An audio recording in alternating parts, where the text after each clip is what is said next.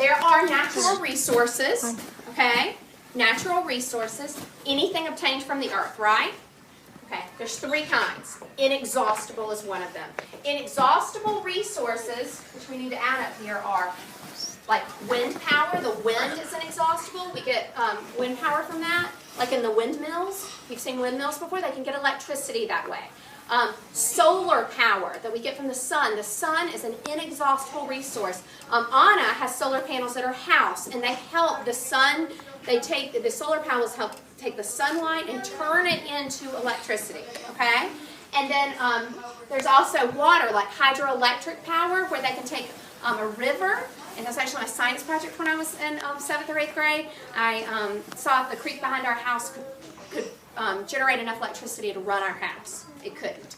But that was my science experiment. So the creek never stops flowing, and so that is one of the other inexhaustible resources. We'll never run out of these. It's not like you use up too much. I'm like, oh, you went to the beach, you got too much of the sun, there's none left for me. It doesn't work that way. They're inexhaustible. Okay? The next one is renewable resources. Renewable natural resources like trees. They're naturally replenished through different cycles. Bye, Charlie. See you later. Have a great weekend. Roll Tide. Then they're naturally replenished. The acorns fall down. The trees grow. New trees grow back up. It's a cycle that happens. They're naturally replenished. We would run out if we cut them all down and didn't let more grow. But as long as we take care of them, we'll have an endless supply. Fresh water is the same way. It's through the water cycle, and as long as we don't do anything to interrupt the water cycle, then we're in good shape. Like the oil, we've learned that the oil can block the water cycle, but as long as we take good care of our earth, the water cycle will continue, and we'll continue to have fresh water. There's also crops. We can grow new crops and grow trees that have apples on them or whatever, and we continue to grow those, okay? Then we have non-renewable resources. These are resources that took millions and millions and maybe billions of years to make. We can't make any more in our lifetime. If we run out, they're gone forever.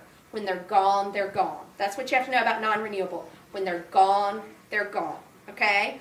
Oil is one of them. Well, fossil fuels and minerals are the two main ones. Minerals, we'll talk about next week, and fossil fuels we will too. But fossil fuels, the main ones are coal and oil. And they're things we get out of the ground that took millions and millions of years to make. Okay? Do you have a question, Colin? I have a comment and a question. Quickly. Okay, my comment is my dad used to be a BP engineer. Great. And my question is, what about doesn't the sun eventually die out after billions and billions? Yes, but we're not worried about anything that happens in billions and billions of years. Just like more fossil fuels may be created in billions and billions of years, but we're not going to be around to benefit from it. So we're not going to worry about that. Yes, Susan.